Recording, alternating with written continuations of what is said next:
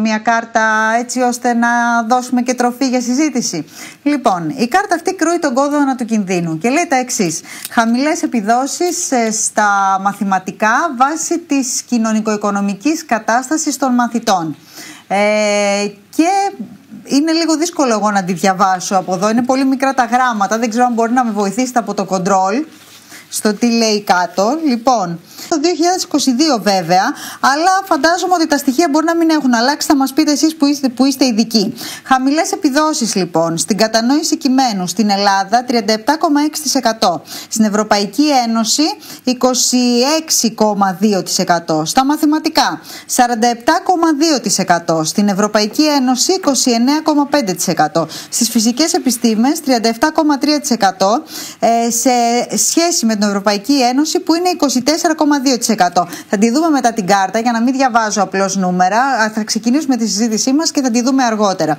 Λοιπόν, πάμε στα δεύτερα στοιχεία που είναι στις υψηλές επιδόσεις. Στην κατανόηση κειμένου στην Ελλάδα, πλην μιλούσα για τις χαμηλές επιδόσεις. Στις υψηλές επιδόσεις, στην κατανόηση κειμένου στην Ελλάδα 2%, στην Ευρωπαϊκή Ένωση 6,5%. Στα μαθηματικά 2%, στην Ευρωπαϊκή Ένωση 7,9%. Στις φυσικές επιστήμες 1,5% στην Ελλάδα, 6,9% στην Ευρωπαϊκή Ένωση. Είναι από την Καθημερινή τα στοιχεία αυτά, το δημοτικά, έτσι δεν είναι? Βεβαίως. Εγώ έχω αυτή την έκθεση, την έχω μελετήσει δηλαδή.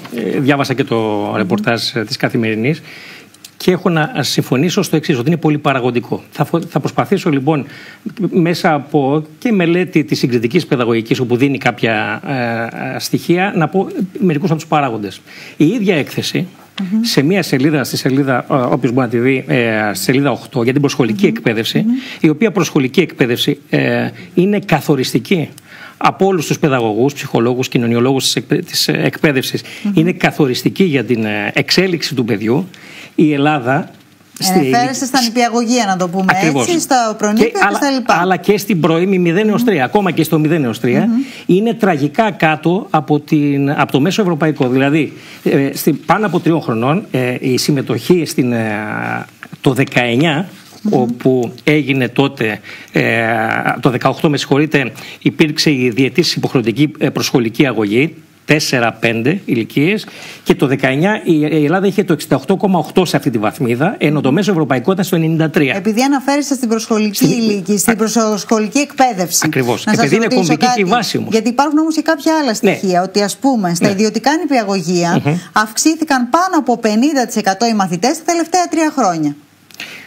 λοιπόν, θα σας πω. Να ολοκληρώσω και κόσμος που δεν έχει τα χρήματα στρέφεται προς την ιδιωτική εκπαίδευση, γιατί προφανώς δεν τον ικανοποιεί η δημόσια. Δεν ξέρω για ποιο λόγο. Προφανώς. Για στατιστικά στοιχεία αναφέρομαι. Ναι, προσέξτε τώρα. Ένα μεγάλο κομμάτι του τύπου των μέσων κινείται στην κατεύθυνση στην οποία, δεν το λέω το ότι μέσα από μια αμεσότητα, στη λογική ότι υπάρχουν κακοί εκπαιδευτικοί. Κακοί εκπαιδευτικοί, όπως σε κάθε επάγγελμα προφανώς υπάρχουν. Αλλά αυτό που εγώ θέλω να τεκμηριώσω είναι γιατί η δημόσια παιδεία, όπως την σχεδιάζει η παρούσα κυβέρνηση, είναι πάρα πολύ κακή. Λοιπόν, λέω ότι στην προσχολική αγωγή το ποσοστό είναι πολύ μικρότερο. Και μετά το 19, προσέξτε, στην ίδια έκθεση στην οποία αναφέρεται, δεν υπάρχουν στοιχεία. 19-25. Δεν υπάρχουν. Το γράφει εδώ, μπορώ να σας δώσω και τη σελίδα. Λοιπόν, είναι μια πολύ καθοριστική. Ένας παράγοντας λοιπόν προσχολική. Αυτά δεν περάσαν σε κανένα ρεπορτάζ. Σας το λέω εγώ όμως. Έτσι.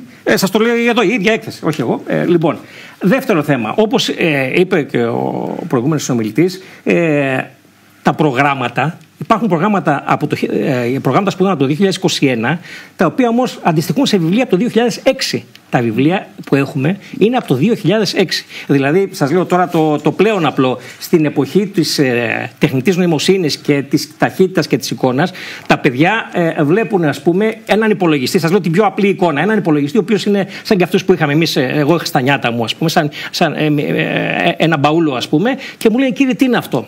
Θέλω να πω το ότι. Ναι, και σε αυτό σίγουρα, για να κάνω και λίγο τον δικηγόρο του διαβόλου, φταίει και το γεγονός ότι τα παιδιά τα ίδια, ένα άλλο κομμάτι αυτό βέβαια, έχουν υποκαταστήσει το βιβλίο με το κινητό. Να το λέμε και αυτό. Όχι, δεν μιλάω στο συγκεκριμένο. Λέω ότι τα βιβλία είναι. Μπαίνουν στο ίντερνετ, δηλαδή τα βλέπουν όλα. Και για το συγκεκριμένο, και το έχουμε συζητήσει εδώ πέρα, δεν έχει υπάρξει κανένα πρόγραμμα επιμόρφωσης. Η επιμόρφωση, λοιπόν, το έλλειμμα της επιμόρφωσης των εκπαιδευτικών είναι τραγικό σε όλα τα επίπεδα. Είτε λέγεται εθισμός, είτε λέγεται ενδοσχολική βία κτλ. Τρίτο θέμα.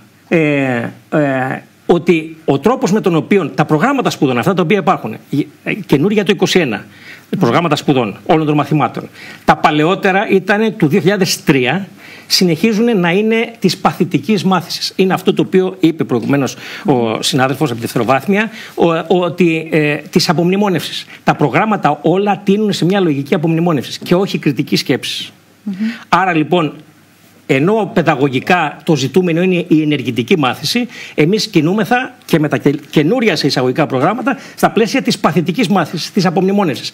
Ακόμα και αυτό δεν είναι κάτι, μιας και είστε δάσκαλος. Για να μην. Δεν είναι κάτι που οι ίδιοι οι δάσκαλοι μπορούν να το πάρουν σε ένα βαθμό πάνω τους. Δεν σας λέω να αλλάξουν το βιβλίο, δεν είπα αυτό το πράγμα.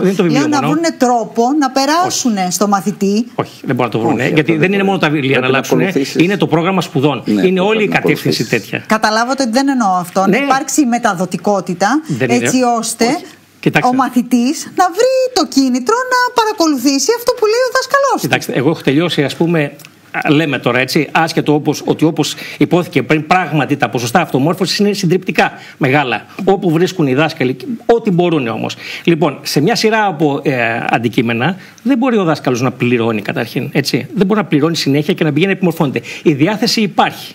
Αλλά φανταστείτε τώρα με τη γνώση του πτυχίου που πήρα εγώ πριν από 25 χρόνια, ας πούμε, παραπάνω, 25, πριν από 30 χρόνια, να κινούμε στα νέα επίδικα.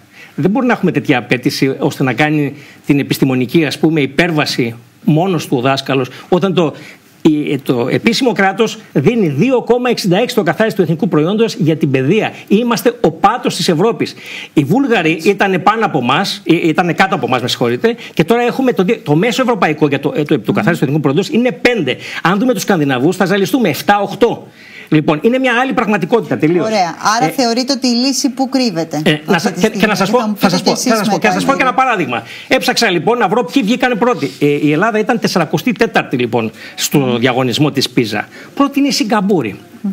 Και έψαξα λοιπόν, επειδή όντως έχει γίνει και από ό,τι φαίνεται θα απασχολήσει, μιας και σε 2 μήνες είναι ξανά ο διαγωνισμός της πίζα, τα μέσα μαζικής ενημέρωσης. Ο μέσος μισθός λοιπόν στη Σιγκαπούρη είναι 5.000 ευρώ. Ο μέσος ελληνικός μισθός είναι 4 φορές κάτω. Μιλάμε για διαφορετικά μεγέθη, το καταλαβαίνετε. Ακριβώς. Άρα καταλαβαίνετε, μισό λεπτό. Δηλαδή στο σχολείο μου στην Καλιθέα υπάρχουν παιδιά, λίγα, τα οποία δεν έχουν, σας λέω ειλικρινά, και εγώ το ανακάλυψα και με μεγάλη δύση, ούτε ένα βιβλίο στο σπίτι τους. Δηλαδή, εκτός από τα σχολικά βιβλία, όταν τους είπα το καλοκαίρι ή το Πάσχα θα διαβάσετε, μου απαντήσαν κάποια παιδάκια, δεν έχουμε βιβλίο. Η ερώτηση, ένα. Βιβλιοθήκες δεν υπάρχουν οργανωμένες. Λοιπόν, το πολιτισμικό κεφάλαιο που το στηρίζει μια οικογένεια, στη Σιγκαπούρη λοιπόν που βγήκε πρώτη, γι' αυτό λέω ότι στα άρθρα η μισή αλήθεια δεν είναι ποτέ η αλήθεια. Άρα το να λες ότι η Ελλάδα είναι 44η, πρέπει να βρεις και ποιος είναι ο πρώτος. Είναι 5.000 ο μισθός στη Σιγκαπούρη, 1.200 ο μέσος μισθός. Έτσι βγάζουν τα στατιστικά, δεν ξέρω αν είναι και 1.200 στην Ελλάδα. Οι διαφορές λοιπόν είναι τραγικές. Αυτά, όπως είπατε και εσείς, είναι πολύ παραγωγικό. Πρέπει λοιπόν να κινηθεί υπέρ της δημόσιας εκπαίδευσης γενναία το κράτος, η κυβέρνηση, και από ό,τι φαίνεται αυτή η κυβέρνηση δεν έχει καμία τέτοια διάθεση να κινηθεί. Αντιθέτως, παραχωρεί σε ιδιώτες, έχει βγει και ξεπουλάει. Γίνανε και συναντήσεις με την Εκκλησία, προκειμένου και η Εκκλησία, θετικό αυτό, να δώσει φοιτητικές εστίες. Βλέπουμε με τα ονάσια σχολεία το τι γίνεται. Για πρώτη φορά ο ιδιώτης μπαίνει με καθοριστικό ρόλο στα προγράμματα του δημοσίου. Δεν έχει γίνει αυτό ούτε στα ιδιωτικά σχολεία. Τα ιδιωτικά σχολεία, τα προγράμματα προέρχονται από έγκριση του Ινστιτούτου Εκπαιδευτικής Πολιτικής και του Υπουργείου Παιδείας. Κύριε Πιλάλη, που κάνετε μάθημα στα παιδιά μας. Ναι, θέλω να πω το εξής, ότι με 750 πρέπει να βλέπουμε και το ανθρώπινο κομμάτι. Προφανώς πρέπει όλοι να βελτιωθούν, όλοι, αλλά με ένα τέτοιο αντισόπιτη αντιμετώπιση από το Υπουργείο Παιδείας, άνθρωποι που δουλεύουν με 770 ευρώ καλούνται να πάνε μετά από κάποιους μήνες σε άλλη περιοχή, σε άλλο να πληρώσουν άλλα ενίκια κτλ. Ή οι εκπαιδευτικοί των ειδικοτήτων πηγαίνουν σε 5 σχολεία τη βδομάδα για να συμπληρώσουν ώρες. Πώς γίνεται αυτό να δεθείς? Πώς να δεθείς με το παιδαγωγικό περιβάλλον του κάθε σχολείου? Και ένα τελευταίο σχόλιο, επειδή γενικώς διαχρονικά ακούγεται πολύ κουρνιαχτός περί της αξιολόγησης των εκπαιδευτικών, να σας πω το εξής: ότι τα προγράμματα, που είναι το βασικό, τα προγράμματα σπουδών δεν έχουν αξιολογηθεί τουλάχιστον τα τελευταία 30 χρόνια, ούτε νωρίτερα, αλλά τα 30 τελευταία χρόνια που γνωρίζω δεν έχουν αξιολογηθεί ποτέ. Έχουμε μια κυβέρνηση που μιλάει και πηγαίνει σε ΕΔΕ εκπαιδευτικούς που απεργούν από την αξιολόγηση, δουλεύουν στα πάντα εκτός από την αξιολόγησή τους και δεν έχουν αξιολογήσει ποτέ τα προγράμματα που είναι.